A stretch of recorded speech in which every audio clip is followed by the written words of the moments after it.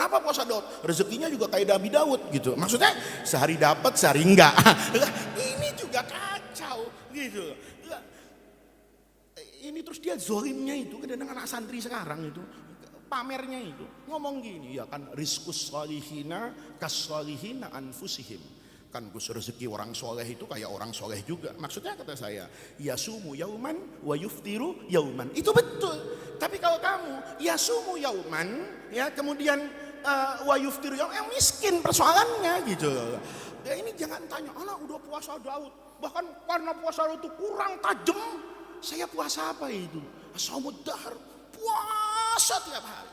Tapi kok anak begini-begini aja ya? Lah iya, karena yang ada di dalam benaknya itu transaksi jual beli sama Allah. Gitu loh. Lah iya kan, transaksi jual beli. Seakan-akan oh kalau ini coba lihat. Ya, dulu orang baca Quran itu dibaca aja. Sekarang nyari hadisnya. Gus, surah ini fadilahnya apa? Coba lihat. Perempuan hamil itu mesti baca surah Maryam sama surah Yusuf. Ya ndak mungkin lah anaknya setampan Nabi Yusuf, kok kakek moyangnya Gajah Mada gitu. Lah iya, kalau Bani Israel itu kan memang cakap-cakap, yang atasnya itu ya tahu sendiri Nabi Yusuf gitu.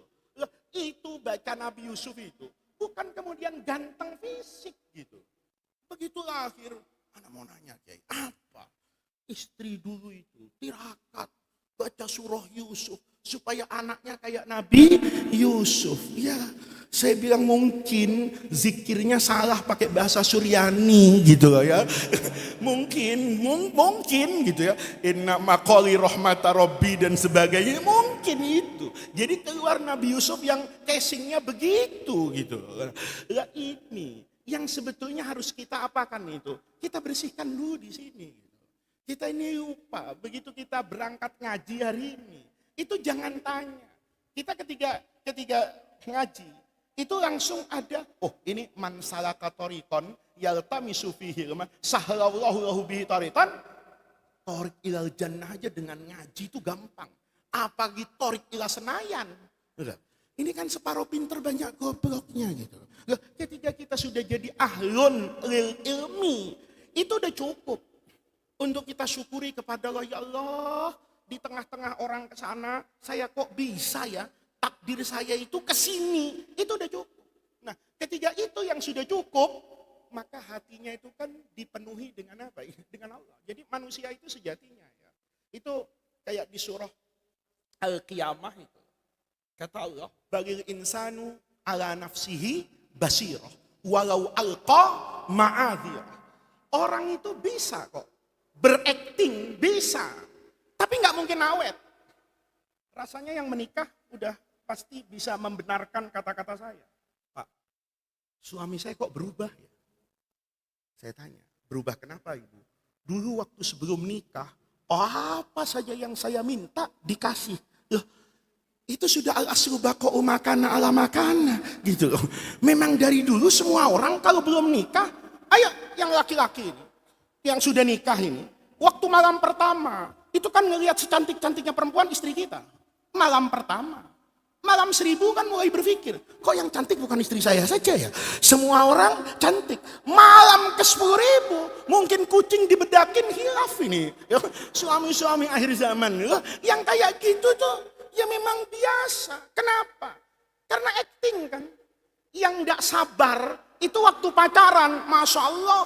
Ya, betul-betul innallaha ma'as sabirin gitu loh. Karena dia masih tahu manjada wajada. Wah, siapa yang bersungguh-sungguh dapat.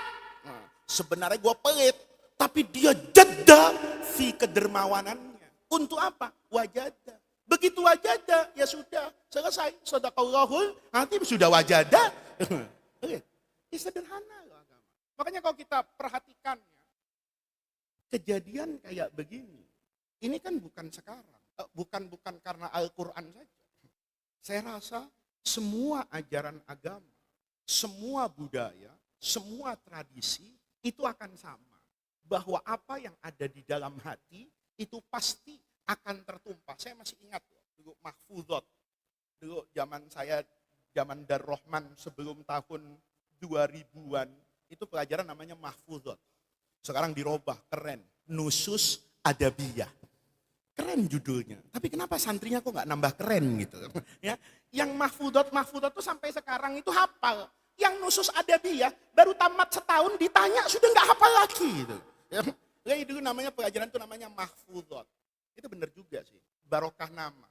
Dari kata-katanya mahfudot, mahfud tanpa MD. Ya kan? Mahfud itu artinya dijaga. Ya, gitu. Maka dulu karena pelajarannya mahfudot, itu mungkin dapat barokah. Jadi terus dihafal. Ya, itu dulu saya ingat ya. Wa mahma takun indamri'in min khaliqatin wa in khalaha takhfa 'alan nasi tu'lam. Ya, orang itu punya akhlak apapun, perilaku apapun. Min khaliq, baik atau buruk. Kalaupun dia menyangka takhfa 'alan nas bisa dia sembunyikan, seiring perjalanan waktunya tu'lam, pasti diketahui orang. Itu bukan syair Islam loh itu. Itu syair jahiliyah itu. Ya, kita kan dulu sering loh baca syair apa itu jahiliyah itu ya. Itu kita sebut namanya dulu saya masih ingat itu. Sebut namanya pernah loh. Ya. Saya dulu karena susah menghafal. Itu syair saya lupa dulu siapa namanya itu. Itu saya bacain Fatihah. Gede saya baru tahu kalau ini kafir gitu. Setelah belajar ya atau nemu ya kayak sekarang kan nyari kayak gitu kan gampang ada Google kan. Begitu saya masukin searching nih, saya mau tahu CV-nya, mau tahu sirohnya. Iki sopo yang saya ngaji dulu ini kata-katanya ini bagus betul. Oh iya, Pak. Kadang-kadang kata-kata bagus itu enggak selamanya loh. Enggak selamanya itu dari muslim karena semua bagus itu Allah ciptakan dari dulu itu pasti bagus, Pak. Ya. Saya cerita ya, saya ada satu nasihat, itu dulu saya ingat. Saya baru tahu kalau itu ajaran Konghucu. Gitu. Jadi saya tahun kemarin itu nemenin Pak Kiai ke Singapura. Pak Kiai kalau ke Singapura tuh selalu ngajak saya. Ya lumayan lah, ke Singapura gratis kan. Pak Kiai di hotel, saya jalan-jalan di bawah. Karena saya lapar, saya jalan-jalan itu. Saya jalannya, tapi saya sarungan kayak begini gitu loh. Nah ketika ketemu orang Indonesia, sudah lama di Singapura ngobrol dekat gitu kan, sudah berpisah. Besok saya ke 7-Eleven lagi itu, supermarket kecil itu, berikan Pak Kiai cemilan. Ketemu lagi sama orang itu.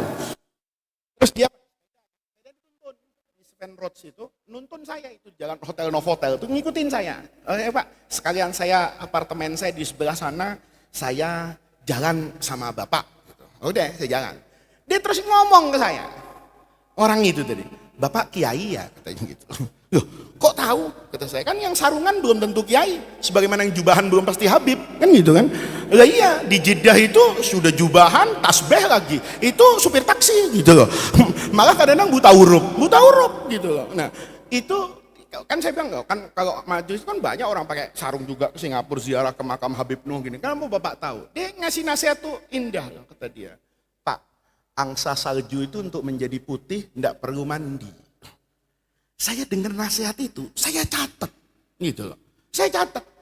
Angsa salju itu untuk menjadi putih itu tidak perlu salju. Saya asalnya tuh biasa-biasa aja dengan omongan kayak gitu. Cuman saya angsa salju untuk menjadi putih tidak perlu mandi kata orang ini.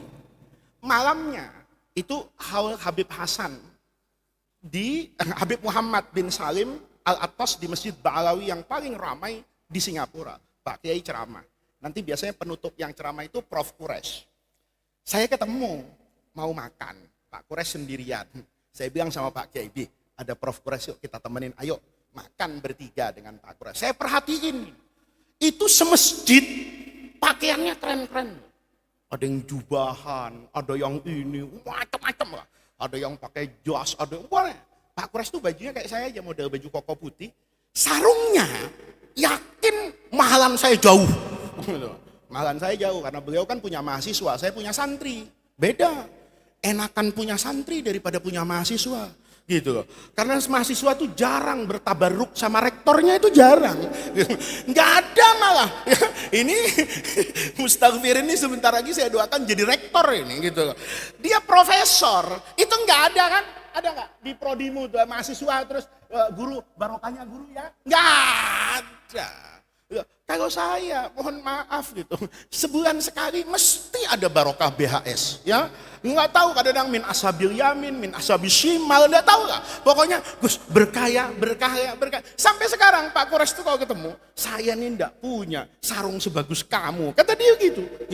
Ya, saya lihat Pak Kores tuh ya, pakai sarung, mungkin ya kalau nggak gajah duduk, ya mangga, ya paling hebat mungkin jambu lah misalnya, ya kan. Sarungnya begitu, pakai baju putih, pakai tongkat, ndak ada pengiringnya. Di usia beliau yang sepuh itu, jalan sendirian di Singapura itu, gitu, pakai tongkat, pakai peci. Lalu saya teringat, iya ya, orang alim tuh nggak perlu dibungkus dengan baju, gitu.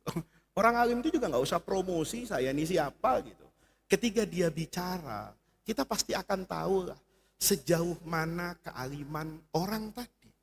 Ketika orang tadi misalnya, ketika bicara, kan banyak tuh orang, kau ngelihat bajunya, saya kepengen cium tangan. Begitu mimpin doa, nggak jadi saya cium tangan.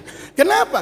Ya Allah, kata saya, doa dikarang sulit-sulit sama ulama, dirusak sama orang ini, i'rab dan binaknya. I'rabnya salah, binaknya salah. Dan itu bukan keselipan mulut gitu loh. Berkali-kali kok sama ngomongnya. Oh, ini kayaknya jadi kiai modal nguping. Dia tiap Jumatan jadi makmum, dengerin yang mungkin khotib yang didengerin khotib yang salah.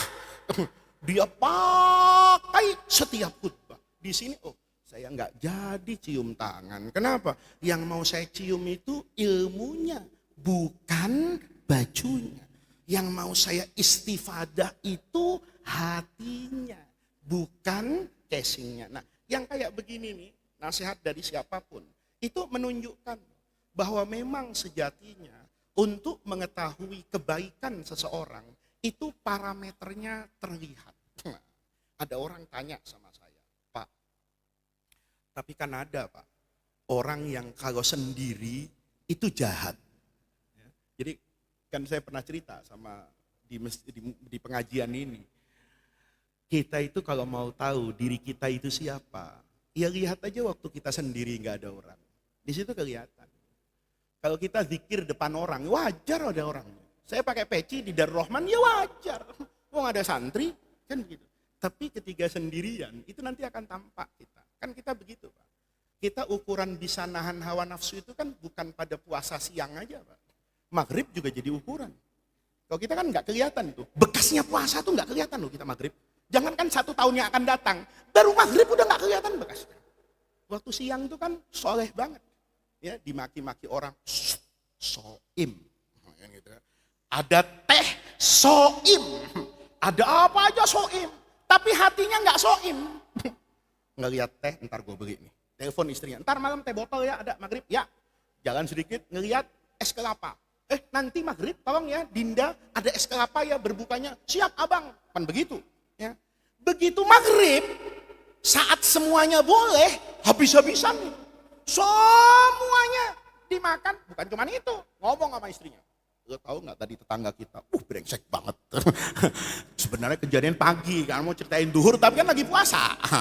Sekarang nggak puasa. Kita lihat. Itu kan bukan juga kelihatan baik dalam sarirohnya. Itu Allah sedang menutup sementara saja. Dan itu bukan sariroh. Itu sebetulnya zoahirnya. Kalau sariroh itu enggak berubah. Hati itu, rasa takut, mahabbah, cinta, benci, senang, suka. Itu enggak mungkin berubah. Maka di sini nih penting banget. Kalau kita ingin menjadi orang yang baik, orang yang benar dalam beribadah kayak tadi itu. Saya kalau baca sholawat ini apa khasiatnya? Itu mulai kita hilangkan gitu dalam tradisi kita. Sholawat ini untuk apa? Untuk kecintaan saya kepada Rasulullah. Doa ini untuk apa? Untuk ketundukan saya kepada Allah. Nanti kalau saya sudah tunduk kepada Allah, kalau saya mencintai Nabi, kan ini kalau dalam ilmu balaghah itu ada namanya musyakalah. Musyakalah itu keserasian. Ya, kalau panas lawannya dingin itu musyakalah. Ya, jadi ada keserasian. Kata Allah gini kan, uzkuruni azkurkum. Tapi kan beda. Udhkuruni, kamu banyak-banyak nyebut saya. Nanti saya akan banyak-banyak nyebut kamu. Tapi kan beda, Pak. Kalau saya nyebut Allah, dengan Allah nyebut saya, ya pasti beda. Kalau Allah sudah nyebut saya, wah beres urusan dunia akhirat. Terus Allah nyebut saya, misal Faiz, Jibril dengar, maka Jibril sebarin semua malaikat, Faiz. Kalau sudah kayak gitu, Pak, beres. Saya keluar rumah, malaikat bagi rezeki itu sudah dapat WhatsAppan dari Jibril, Faiz. Senyum aja, Pak, dapat duit. Gitu loh. Senyum aja dapat duit. Baru mau jatuh, maka bang kagak bisa. Kenapa? Ini yang disebut sama Allah. Kita ini bapak-bapak, ya, kita ini semua ya.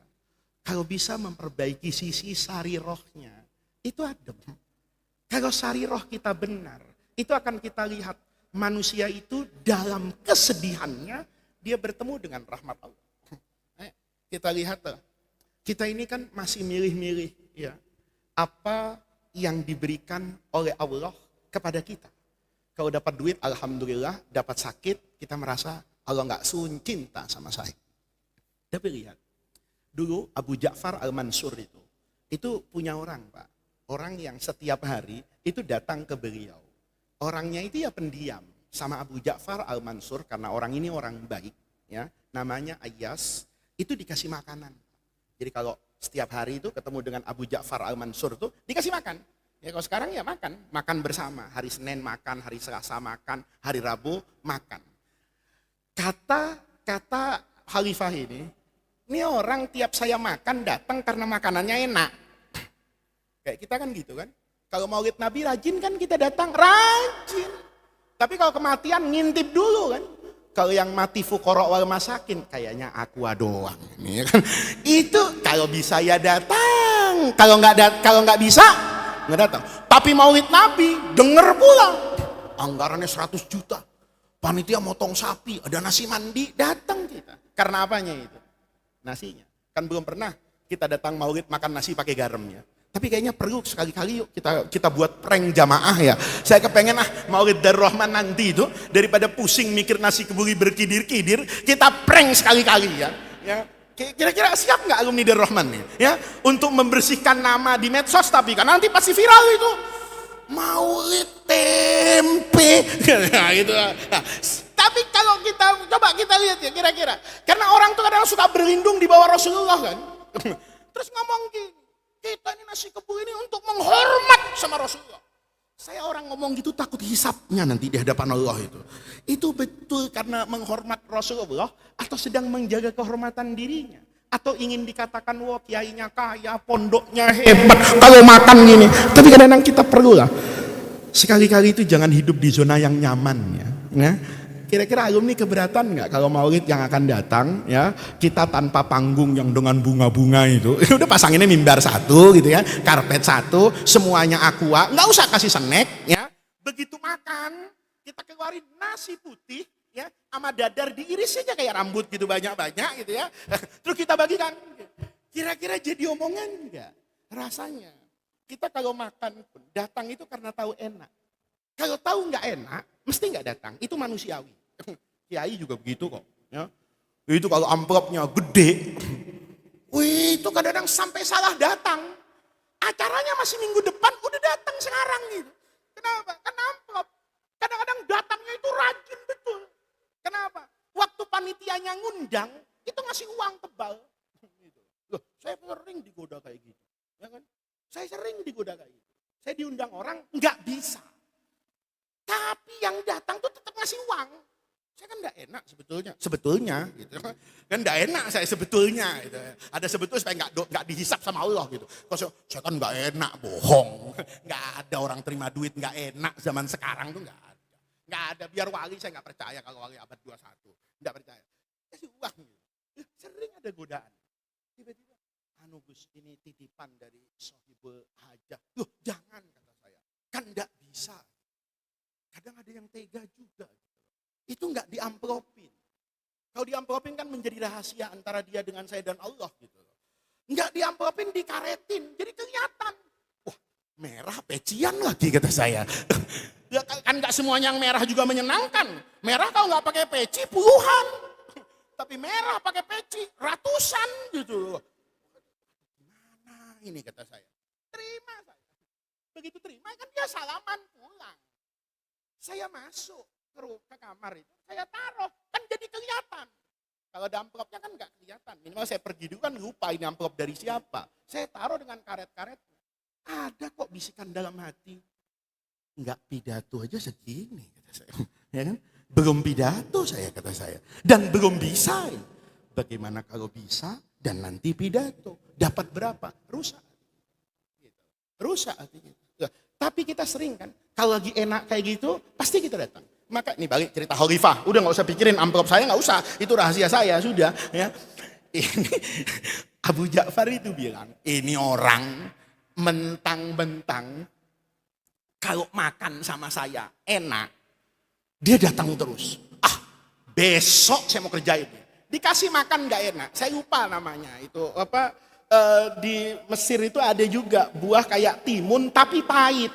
Gitu. Kalau timun tuh enak, bentuknya kayak timun tapi bukan timun. Kayak oyong, tapi bukan oyong. Apa namanya ya? Lupa saya. Lupa namanya. Model-model kayak gitu. Jadi mirip sama sayuran yang seger.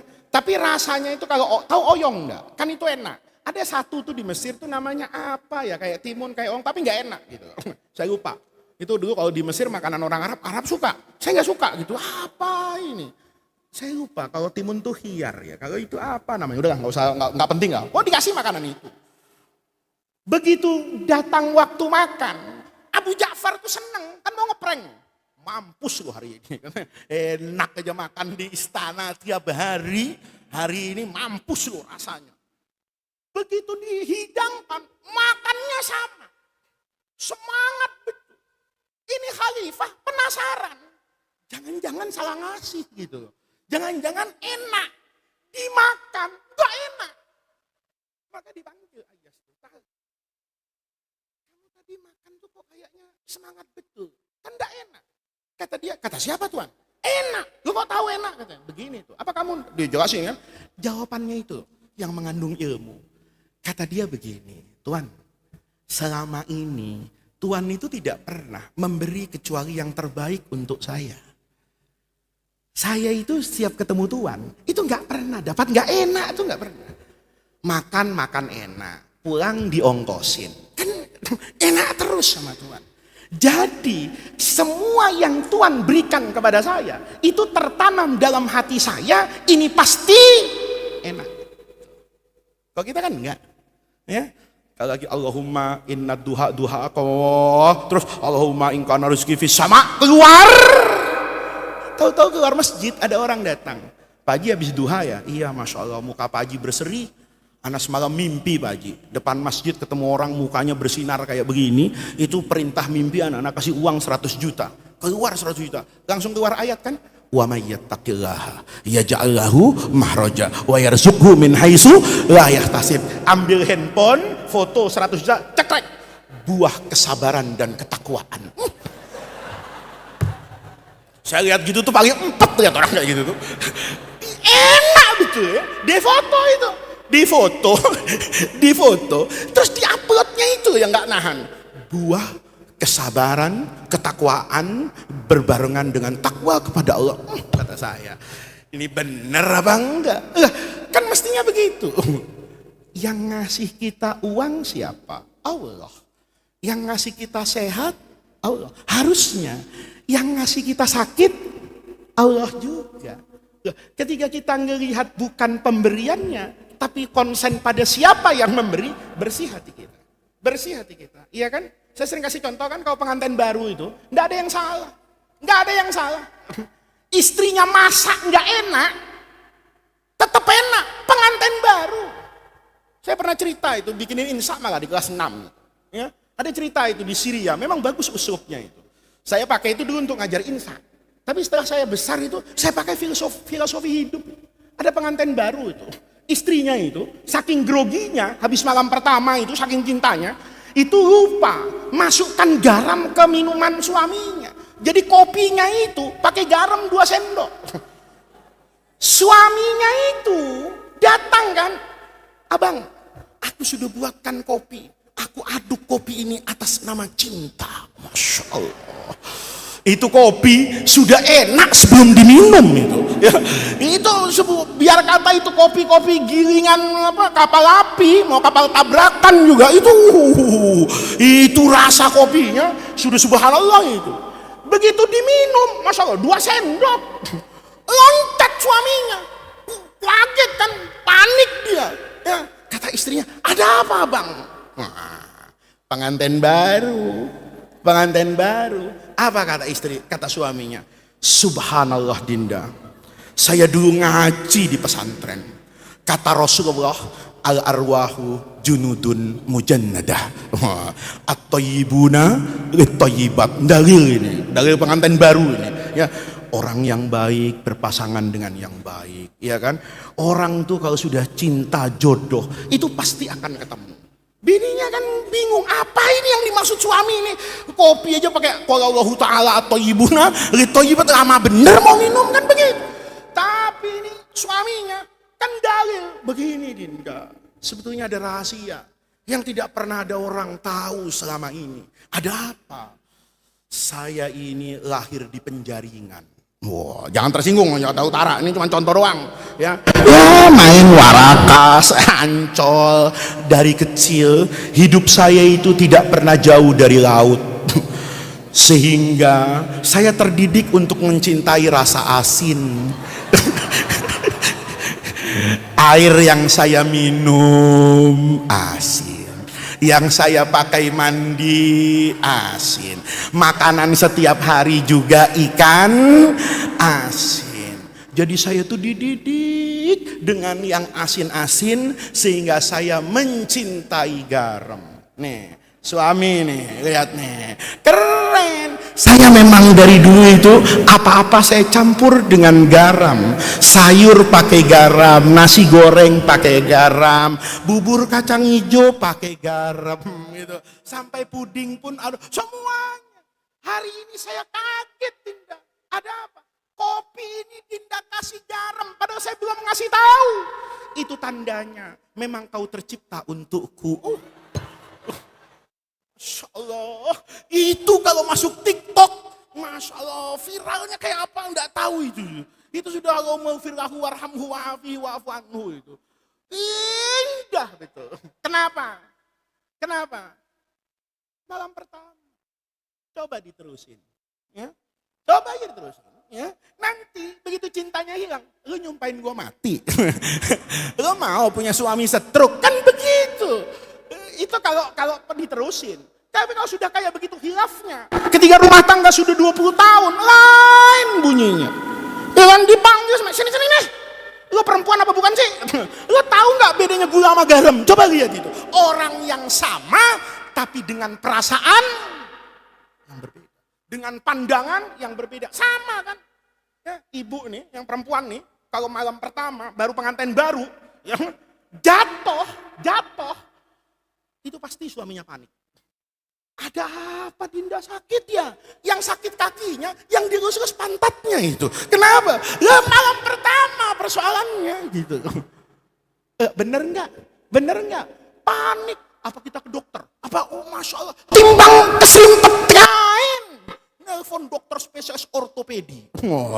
Masya Allah, nanya sama Cimande, masih buka enggak? Ya elah, cuman keserimpet kain di kamar. Paniknya kayak gitu. Bener kan? Kenapa? Yang dilihat masih kelihatan cantik. Tapi kalau sudah ya Allah usia maghrib, ya kan? Sebentar lagi Isa yang tua nggak usah tersinggung gitu ya. Udah 60 tahun kakek sama nenek jatuh, Masya Allah pedes itu omongan kakek. Udah nenek-nenek pecicilan, betingkah, banyak gaya, inget asam urat kan begitu. Lihat, saya mau tanya nih. Ini kan kalau kita lihat ajaran tasawuf yang berat itu sebetulnya nggak ada yang berat karena itu manusiawi semua. Ya, itu manusia, itu ada wahadainahun najdain itu 2 jalan yang sama-sama ada kok. Tinggal yang dipilih jalan kanan apa jalan apa ini kiri. Orangnya sama kok. Yang beda apanya? Pandangannya.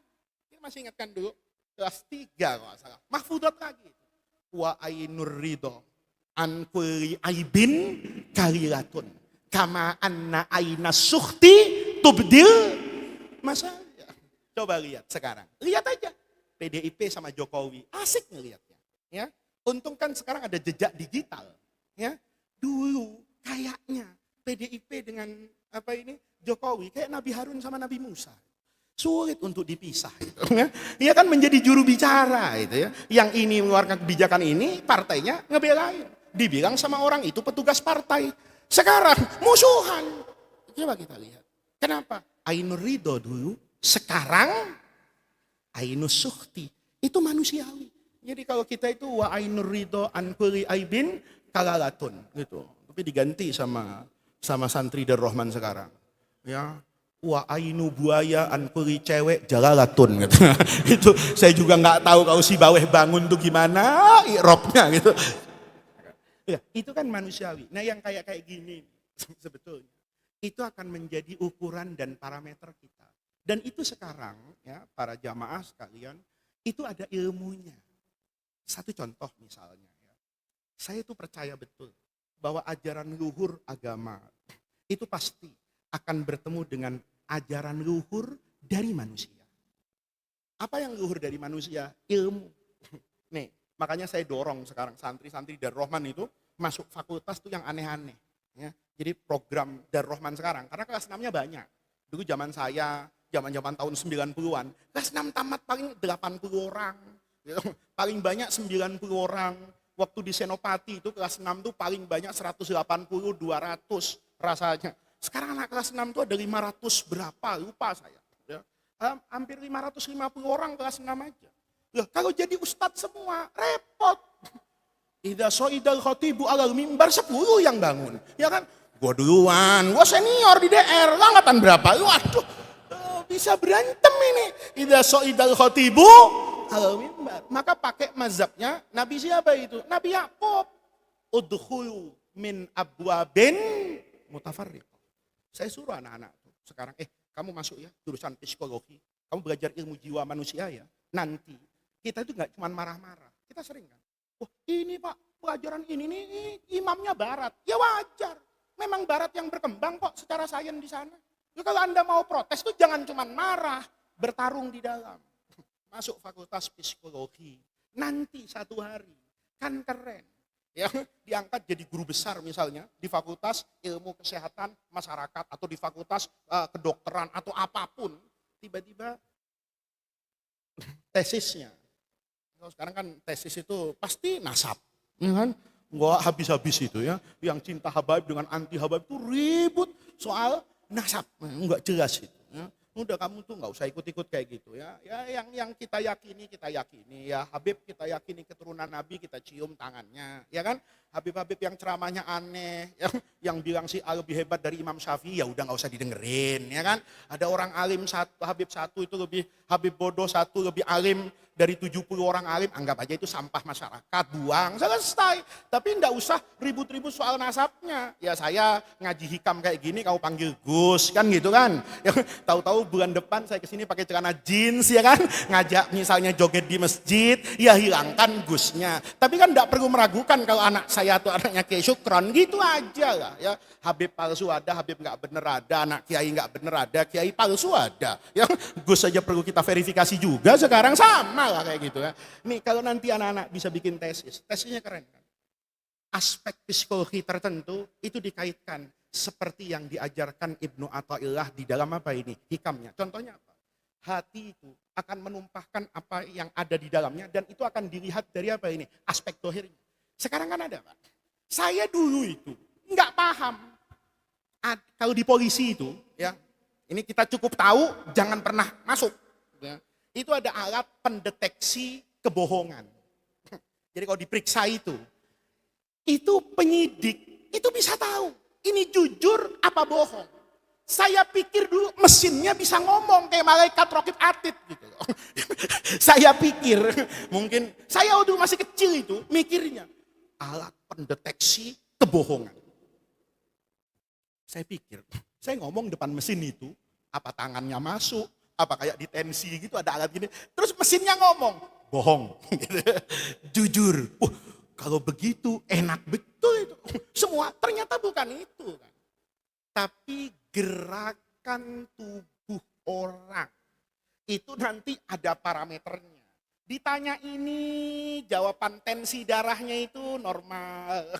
Tapi begitu bercerita tentang ini, tahu-tahu di statistiknya itu, statusnya itu ada yang naik turun. Oh ada ini, terus dipegang nadinya, didengarkan pakai EKG itu jantungnya. Oh kalau ini begini, ini melambangkan ini. Kalau ini begini, melambangkan ini. Saya jadi yakin bahwa keluhuran semua yang ada di alam semesta ini, itu pasti bertemu. Agama yang benar itu pasti akan bertemu dengan hasil peradaban manusia yang benar. Saya membayangkan betapa ilmu yang seperti itu, yang diagung-agungkan oleh masyarakat di sebelah sana, itu sejatinya spirit dan inspirasinya itu ada dalam ajaran luhur agama kita. Begitu Allah Nabi bilang tadi, ala wa inna fil jasadi mudghatan idza saluhat saluha sairul jasad. Itu kan memberikan gambaran. Kalau hatinya baik, tensi darahnya normal. Kalau hatinya baik, detak jantungnya normal. Kalau hatinya baik, denyut nadinya normal. Kalau ada yang tidak normal, ini pasti karena ada penyakitnya. Penyakitnya bisa karena lahiriah, bisa karena Ada orang tanya sama saya, itu Pak Kiai itu kalau makan, ya Pak Kiai itu kalau makan jaga. Pak Kiai kalau malam tuh hampir enggak pernah makan nasi. Tapi kalau saya ajak makan nasi, mau. Yang marah ibu saya, gitu. Saya dari mana-mana itu, atau saya dari mana-mana, kan saya itu orang jalanan. Karena orang jalanan, saya jadi tahu tempat makan yang enak-enak. Gitu. Kemarin, ya, ini yang bukan endorse, ya, namun itu suuzon. Ini mentang-mentang masuk TikTok terus suuzon, ini bukan. Ada bubur ayam di Jakarta Timur. Saya makan. Enak betul sambelnya. Saya tanya sama tukang bubur ayam, Bang, ini kok enak Bang? Sambelnya ini kenapa? Gitu. Ini sambal kacang. Ya kok seenak ini tukang nasi uduk di Jakarta saya juga sambal kacang kata saya pagi-pagi. Kok nggak seenak ini? Kata saya. Dia jawab, ini pakai kacang mete. Kacang mete itu. Oh, saya begitu kacang mete, saya bilang sama istri saya, oh ya wajar gitu. Begitu bayar, baru paham saya. Ya. Oh pantes ya, enak, 50.000 wajar. Lah bubur ayam depan pondok itu 15.000 fid dunya hasanah. Malah banyak banget buburnya, saya makan itu nggak habis karena banyak. Iya, gitu. Sementara bubur itu saya merasa kurang, ditagih 50.000. Saya pernah beli nasi goreng di depan sini nih, ya. Itu dikasih nasi goreng. Saya makan berdua sama Pak Kiai itu belum habis karena banyak. Tidak tahu karena memang murah, tidak tahu kalau tukang nasi goreng itu ternyata wali murid. Gitu. Begitu guru saya suruh, kamu begini, dia antri katanya, karena antri ngomong dia, bang, duin ya bang, emang kenapa? Ini buat Gus Faiz sama Pak Kiai katanya. Itu saya terima, Masya Allah kata saya. Kapan saya gali sumur kata saya, harus makan kayak segini banyak. Tapi rasanya biasa aja. Ada nasi goreng itu enak betul. Sampai berasnya itu saya ambil satu tuh, saya buka, itu bumbu nasi gorengnya kayak masuk ke dalam. Kita jangan nasi goreng, rendang aja. Itu kadang-kadang luarnya doang rendang, dalamnya daging rebus. Tapi saya makan di Bukit Tinggi, itu ada rendang Pak. Saya kupas semuanya masuk. Saya tanya, kok bisa enak begini? Ini nenek saya yang masak. Terus, masaknya seminggu Gus. Seminggu gimana? Pakai kayu bakar itu. Apinya kecil betul. Saya kan mikir, ini rendang kok empuk banget gitu ya. Apa sapinya digebukin dulu sebelum dimasak. Kok empuk banget? Ternyata empuknya itu ya karena proses kayak gitu. Nah, saya sering ngirim ke Pak Kiai. Jadi saya nakal kadang kalau enak tuh saya ingat Pak Kiai gitu. Kalau Pak Kiai kan dulu suka makan. Dulu waktu kecil kan saya yang diajak makan Pak Kiai. Saya bawa gini. Bi, ada ini enak, ada ini enak. Pak Kiai itu makannya antara jaga nggak dan tidak dijaga. Tapi diabetes, Pak Kiai itu punya gula, punya diabetes. Gitu. Jadi makannya itu harus terjaga. Tapi Pak Kiai sedari dulu itu suka yang makan yang manis-manis. Pak Kiai itu kalau dikasih kue cucur Betawi itu, Masya Allah. Itu makan kalau kuenya masih ada, nggak berhenti Pak Kiai dulu itu. Padahal itu kan bukan kue manis itu, memang gula dijadikan kue itu gitu. Manisnya luar biasa itu. Pak Kiai suka. Saya kadang-kadang Pak Kiai di usia sekarang itu ya saya jaga. Tapi kadang-kadang ya udahlah biar Pak Kiai nikmati. Tapi unik loh Pak Kiai. Gula darahnya itu nggak pernah ekstrim. Pak Kiai itu nggak pernah gula darahnya di atas 200 tuh nggak pernah. Gitu. Tapi pernah sekali itu ketika dicek itu bukan dari makanan. Dari lingkungan, pikiran. Itu yang kadang-kadang kita nggak sadar. Bahwa penyakit itu belum tentu dari apa itu? Dari makanan. Ternyata dari apa itu? Suasana. Kalau seperti itu, berarti hadis tadi ada kebenarannya. Idza soluha, kalau hatinya seneng, sehat. Ayo, kita kalau putus cinta, kan sakit. Sakit. Iya, ada anak Darrohman itu. Ya, di Darrohman tuh. Ada kemudian kayak orang terpukul, kayak menyendiri. Padahal ya, nggak tahu Pak ya. Kita panggil kan, kamu kenapa sih begini? Jawabnya tuh enteng. Saya enggak tahu Ustaz. Ini laporan Ustaz, bukan saya. Dia jawabnya enteng banget. Saya enggak tahu Ustaz. Hidup ini terasa sepi. Allah, kata saya. Santri sebanyak ini, hidupnya terasa sepi. Kenapa? Sepi dari cinta. Iya kan? Tapi ini, kadang-kadang, iya. Pondok campur kayak gini. Itu ada positif, ada negatif. Itu kalau teman angkatannya cantik-cantik, itu biasanya jarang yang berhenti anak laki. Ya. Bener, utuh berpasang-pasangan itu sampai kelas 6. Kenapa? Ada yang nahan. Kamu berhenti nggak ketemu lagi gak sama saya? Walaupun pesantren ini tetap dibatasi, cinta kita itu terbatas antara banin dengan banat. Tapi kan tetap kemungkinan bertemu itu selalu ada. Tapi kalau kamu keluar dari Darrohman, kau sudah memutus takdir kita untuk bersama. Lihat, bener nggak kira-kira? Bener nggak kira-kira? Ya, itu kan suasana. Itu enggak suasana. Ya, iya makanya saya itu anteng aja. Saya kalau udah persoalannya hati, saya kabulin kok. Nih saya buat rahasia nih. Kalau di Darrohman nih berpasangan kakak adik, itu boleh milih kok. Kakaknya kepengen ke Wiliang, adiknya mau ke Wiliang tapi nasibnya di Jakarta atau dibalik. Kakaknya di Jakarta, adiknya di Wiliang, ibunya ngomong, Gus bisa nggak disatuin? Kenapa? Adiknya ini masih kelas 1, dia nggak berani gini-gini. Lah iya, ini kan soal perasaan. Padahal kakaknya kan nggak juga bisa belain adiknya. Kalau adiknya nggak sholat subuh kan tetap dipanggil sama bagian keamanan. Tapi adanya kakak itu menenteramkan perasaan adik. Nah, itu kan soal hati. Saya bilang, udah kasih. Ini kan paket buy one get one, kata saya. Ya kan? Dia udah masuk 1 di DR, kata saya. Masa rewel betul. Pindahin, kata saya. Tapi nanti pindahin, kata saya. Kenapa? Ini perasaan. Orang kalau sudah terganggu perasaannya, ilmu nggak dapat. Nggak dapat. Ya, nggak dapat. Kamu udah punya perasaan aneh sama saya. Ya. Ini ngomong-ngomong gini, ini apa bener ke Israel? Misalnya gitu ya. Kok yang ribut itu alumni, orangnya itu tenang, ketawa-ketawa, enggak klarifikasi. Lah iya, saya ditawarin TV One. Selat itu habis maghrib, jam berapa saja, asal apa kabar Indonesia malam itu, maghrib itu, tampil. Oh, saya enggak ada urusan, saya enggak pansos. Ngapain masuk TV One? Uang di TikTok lebih banyak yang lihat saya gitu loh.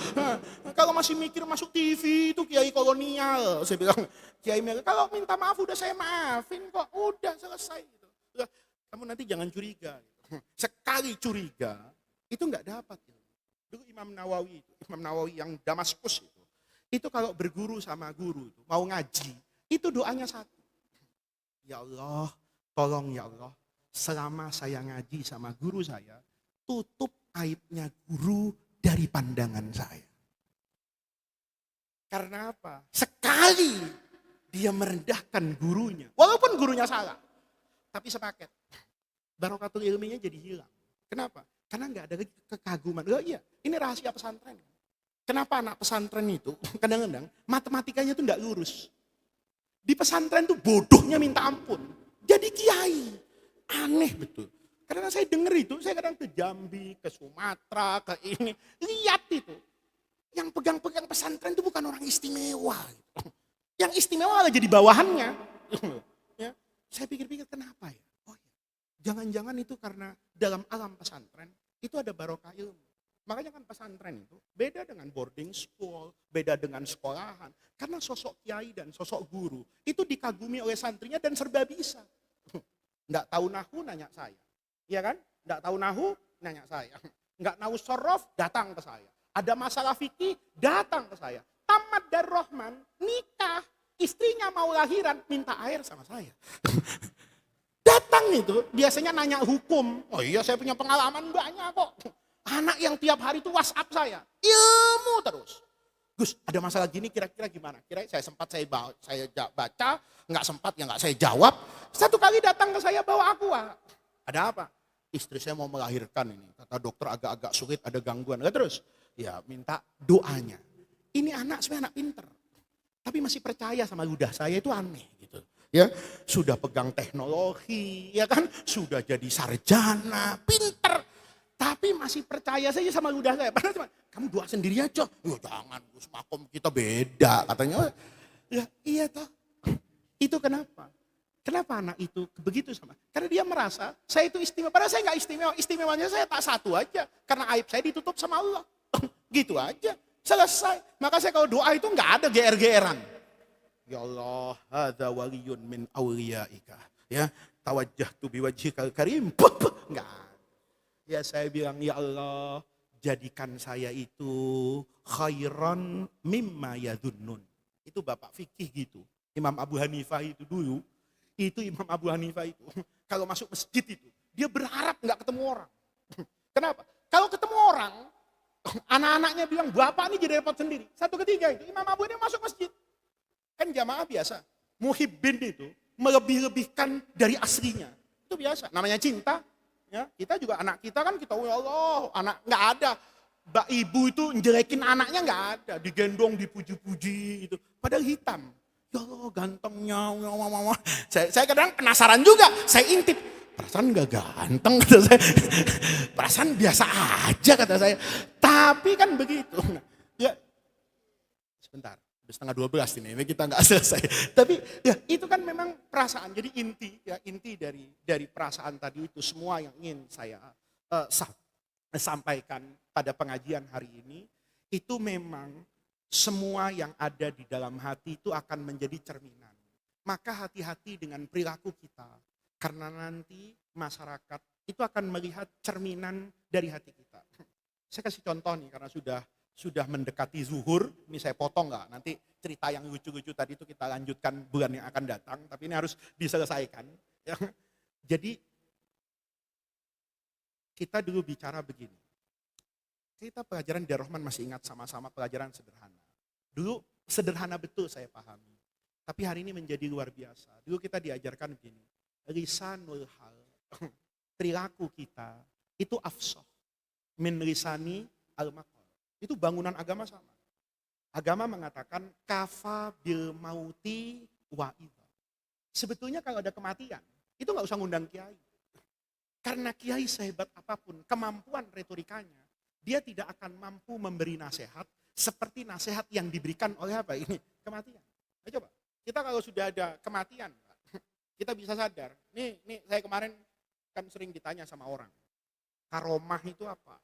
Karomah itu katanya bisa melipat waktu. Ya. Kayak kita dulu tuh, zaman kita masih di Rahman. Kalau ada kiai sholat Jumat di Mekah, kita percaya itu. Kita percaya. Tapi hari ini rasanya nggak ada orang percaya. Kenapa? Tinggal video call aja sama saudaranya di Mekah.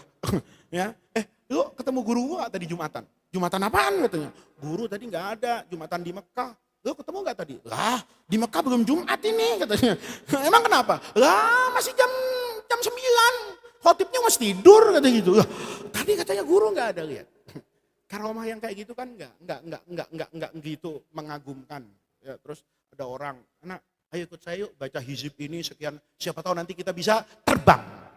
Anak generasi Z tuh bilang ribet amat guru katanya. Udah cari ilmu yang benar, kerjaan cakep, gaji besar, punya duit, beli tiket Garuda. Selesai, guru mau terbang kemana aja. Ribet amat, pakai bertapa, tirakat, berlumut, terbang belum tentu, kan begitu. Ya benar kan? Tapi lihat, kalau kita bisa memaknai sejati apa yang katakan Ibnu Athaillah ini kepada keluar, itu lihat ketika kematian. Saya sering bilang, ketika kita melihat Ya, orang yang mati itu kadang-kadang sehat, tahu-tahu mati. Itu ingat saya sama Ibnu Athaillah itu bilang begini kata beliau. At-tayyul hakiki. Puncak karomah seseorang itu bukan melipat alam semesta. Melipat itu kan betul. Kayak Nabi Muhammad itu kan punya kemampuan untuk melipat. Waktu Isra dengan Mi'raj itu. Nabi bayangin, jarak dari Masjidil Haram ke Masjidil Aqsa, naik ke Sidratil Muntaha, ke Arsy, pulang sebentar, itu kan dilipat. Dilipat segalanya, jaraknya dilipat, waktunya dilipat. Satuan waktunya itu dilipat. Karena buat Allah kan gak ada waktu sejatinya. Waktu itu kan buat saya. Sekarang, besok, kemarin itu kan saya. Kalau Allah kan gak ada sekarang, gak ada kemarin, itu satu kesatuan waktu. Kapan-kapan kalau belajar ilmu kalam nanti ada kayak gitu. Tapi kan begitu. Nah, Nabi itu punya kemampuan melipat. Terus apakah itu pelipatan yang hakiki? Bukan, kata Ibnu Athaillah. At-tayyul hakiki. Kalau kamu mau lihat wali yang sejati karomahnya, itu bukan wali yang bisa berpindah-pindah ketemu malaikat, ya kan? Ya kan sekarang ada wali itu keren, malaikat mungkar wa nakir bisa dipanggil. Keren banget kata saya. Ya, dipanggil datang salah cabut nyawa repot ya kan? Ya, ngapain lu manggil gue, lu mau mati sekarang? Wah, itu bahaya. Itu kalau kita lihat, ya, kemampuan yang kayak gitu itu bukan karomah sejati. Karomah sejati itu kata Ibnu Athaillah itu ada kemampuan antatwi. Kalau kamu antatwi ya bisa melipat masafatud dunia, jarak dunia dengan akhirat, hatta tarol akhirata aqraba ilaika minka. Bahkan akhirat itu lebih dekat daripada diri saya sendiri. Itu namanya karomah. Ketika kita lihat pemandangan seperti itu, begitu ngelihat kematian, kan kita paham betapa sebenarnya hidup itu seperti lipatan saja. Manusia lahir itu disambut dengan adzan, manusia meninggal itu diantarkan dengan sholat. Sejatinya hidup kita itu hanya antara adzan dan sholat. Begitu dapat kayak gitu, itu rasanya pulang itu nggak enak makan. Nggak enak makan, kenapa? Ingat akhirat. Jadi kalau ada orang nih habis tahlilan makannya kenyang, itu salah niat, Pak. Salah niat itu. Ya kalau dia, ya iyalah. Allahumma abdilhu daran khairan min darihi. Habis itu, Masya Allah, dia di pojokan terakhir itu. Kebetulan nasi uduk satu nampan yang untuk berempat, dia sendirian. Makan habis. Saya bilang, ini tahlilan tak bermakna. Kata saya. Kenapa? Mestinya kalau kita, ya Allah, orang ini masih gagal. Kemarin ada wali santri. Wali santri dekat dengan saya. Anaknya di sini itu ada 5, kok nggak salah sudah tamat semua. Sudah tamat semua. Orang ini dekat. Kalau haul di Jawa Timur di mana itu ketemu. Tahu-tahu meninggal. Saya nggak dengar. Saya diundang tuh 100 harinya. Saya 100 hari, loh ini 100 hari. Kan saya nggak pernah ribet undangan tuh. Yang penting duluan, Gus ini 100 hari tolong ya malam Jumat datang. Oh iya saya datang.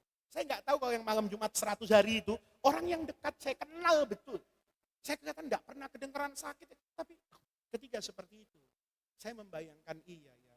Ketika kita mendengar kematian, kemudian ada reaksi. Kan dengar mati dari kuping. Kuping masuk ke dalam hati.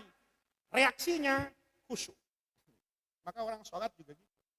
Kan Nabi pernah kritik orang. Orang sholat itu kok kayak pencak silat. Kata Nabi, lau khosyat hada. Kalau ininya khusyuk, maka ininya juga akan khusyuk. Lihat yang terakhir. Imam Ali Zainal Abidin. Ali bin Husain bin Ali. Cicitnya Rasulullah. Ali bin Husain bin Ali. Ini cicitnya Rasulullah. Itu dimaki-maki. Waktu zaman khilafah Umayyah itu Ahlul Bait itu di atas mimbar dimaki-maki. Masuk itu Imam Ali Zainal Abidin di masjid itu, dimaki-maki nih, khotibnya itu maki-maki. Wah, apa itu Ahlul Bait macam-macam. Santrinya itu gregetan. Santrinya Ali Zainal Abidin itu. Ini guru kurang ajar ini. Ya, kan kalau khotbah sedang diam. Keluar dari masjid. Itu didatangi khotibnya tadi. Bukan untuk berantem. Bukan untuk kamu berani-berani ngomongin saya. Cicit Nabi kualat tuh 7 turunan. Bukan itu. Dia kemudian apa itu? Menyapa khotib tadi itu. Mengatakan jazakallah. Terima kasih atas nasihatnya. Kejelekan yang kamu katakan tadi itu masih sebagian kecil dari kejelekan saya. Kejelekan saya itu jauh lebih banyak dari apa yang kamu sampaikan tadi. Terima kasih kamu sudah mengingatkan saya. Itu orang digitukan Pak, runtuh kesombongannya itu. Akhlak itu, arifku itu mampu. Itu khotib tadi itu, di antara taubatnya itu, ngomong, asyhadu, saya bersaksi, innaka, sesungguhnya kamu itu betul turunan Rasulullah. Kenapa? Akhlak. Karena mukjizat Rasulullah itu di akhlak. Nabi kan beda dengan Nabi Ibrahim, dengan Nabi Musa. Mukjizatnya itu di Quran, mukjizatnya itu di akhlak. Kalau Nabi Musa kan enak, ada pegang tongkat, lempar, jadi ular. Itu kalau tongkat ketemu, itu P3DR selesai urusannya. Bangunin kita subuh-subuh itu, kom, lo gak bangun, gue lempar. Yakin beres itu. Tapi tongkat itu tidak akan melahirkan keimanan yang lahir dari dalam hati. Boleh jadi cuma melahirkan apa itu? Kemunafikan. Temennya tanya, lu tumben tadi sholat. Ya lu gak mikir apa? Itu tongkat kalau dilempar, mati kita. Kan gitu kan. Nah, sholatnya karena apa itu? Tongkat. Tapi ngaji Al-Quran, memahami kalam Rasulullah, itu yang akan menciptakan satu kemukjizatan yang luar biasa, iman. Nah, makanya pengajian kita hari ini, itu sama. Tema tasawuf itu selalu yang diperbaiki itu unsur apa itu? Dalamnya. Kalau dalamnya bagus, maka nanti luarannya juga akan bagus. Maka percaya sama guru-guru kita, perbaiki aspek dalamnya, maka nanti luarannya itu akan bagus. Kalau dalamannya bagus, itu akan keluar. Tapi kalau sudah dalamannya tidak bagus, apapun yang nempel pada dirinya, itu jadi nggak bagus. Ilmu tuh bagus. Tapi kalau dalaman ini bercampur dengan kesombongan, itu nggak bagus. Saya punya kawan. Luar biasa kawan saya. Alim. Tapi bajunya memang begitu. Tampangnya nggak kata orang alim. Satu ketika, dia jalan di satu majelis. Ada orang berdebat. Orang itu, anak tadi itu ngomong sedikit aja, dia nggak banyak ngomong. Dia perbaiki ini begini mestinya. Waduh, yang di tempat itu nunjuk-nunjuk. Kamu tuh salah begini. Padahal ini orang alim, gitu loh. Terus saya datang. Begitu saya datang, ini orang nggak kenal, gitu.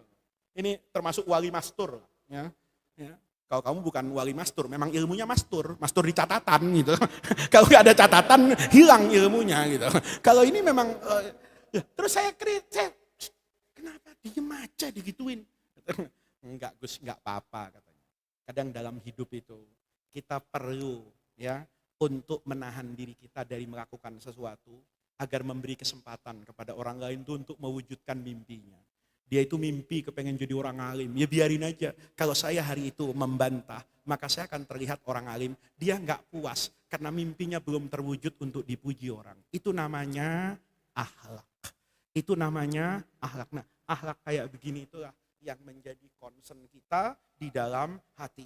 Ya, nah bulan yang akan datang ngajinya itu agak sedikit kurang ketawa-ketawanya. Karena hikmahnya susah, yang minggu depan itu ya, itu nanti kita akan mencari kedalaman yang luar biasa. Ini karena semakin jauh kan hikmahnya, itu tentu ada tekanan yang semakin beda. Tentu saya harapkan ya, hikmah itu kayak kalung. Jadi kalau pulang itu agak dicatat hikmahnya saja, soal isinya lupa nggak apa-apa. Nanti di YouTube Darul Rahman juga ada ini kan gitu. Nah tapi hikam itu nggak bisa Pak. Dia diambil satu terus bolong tiga itu nanti lompatannya itu kejauhan gitu. Jadi dia harus tasalsul karena dia selalu terhubung dan ini ilmu yang memang lahir dari perjalanan Ibnu Athaillah As-Sakandari, bermula dari ahlus syariah yang terkesan memusuhi tasawuf, kemudian nanti beliau besar menjadi imam dalam ilmu syariat dan juga dalam ilmu tasawuf. Ini yang bisa saya sampaikan. Mudah-mudahan Allah jadikan jam'ana hadza jam'an marhuma wa tafarruqana mim ba'dihi tafarruqan maksuma. Mudah-mudahan hadirnya kita di majlis yang baik ini menjadi tawassul dan wasilah kita semua untuk mendapatkan khairat dunya wal akhirah. Rabbana atina min ladunka rahmah wa hayyi lana min amrina rasyada. Allahumma la tahrimna khaira ma indaka li syarri ma indana. Kurang lebihnya saya mohon maaf. Wallahul muwaffiq ila aqwamit thariq.